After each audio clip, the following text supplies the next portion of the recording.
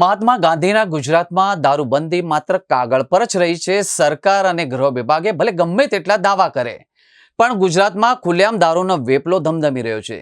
યુવાઓ દારૂ ડ્રગ્સના બંધાણી બન્યા છે। ડ્રાય સ્ટેટ ગુજરાતમાં બુટલેગરોને દારૂ પહોંચાડવામાં મદદરૂપ થતા પોલીસ કર્મીઓ પોલીસ વિભાગ માટે કાળી ટિલ્લી સમાન સાબિત થયા હોય છે।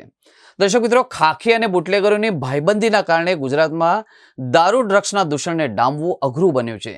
એ ઉપરાંત છેક ગાંધીનગર સુધી હપ્તારા જોવાથી બુટલેગરોને ઊની આંચ આવે તેમ પણ નથી।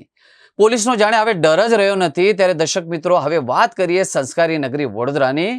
તો વડોદરા શહેરમાં ઠેર ઠેર દેશી વિદેશી દારૂને બે રોકટોક વેચાણ ચાલી રહ્યું છે।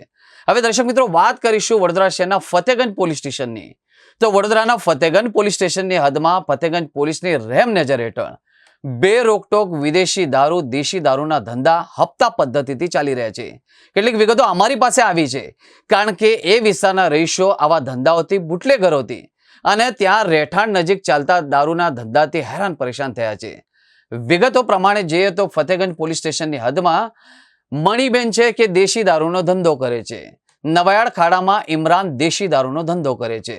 શેખો દેશી દારૂનો ધંધો નવાયાડ ખાડામાં કરે છે।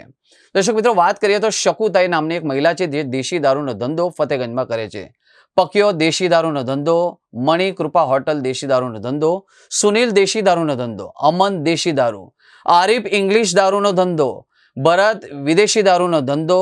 વિસ્તારના લોકો આવા દૂષણને ડામવા માટે જરૂર પડે તો જનતા રેડ કરવા પણ તૈયાર છે અને આ બાબતે ગૃહમંત્રીને રજૂઆત પણ કરશે। સવાલ તો એ થાય છે કે આ પોલીસ સામે કડક પગલાં લેવા લોકો માંગ કરી રહ્યા છે। આ બાબતે આવેદન સાથે રજૂઆત પણ કરવામાં આવશે।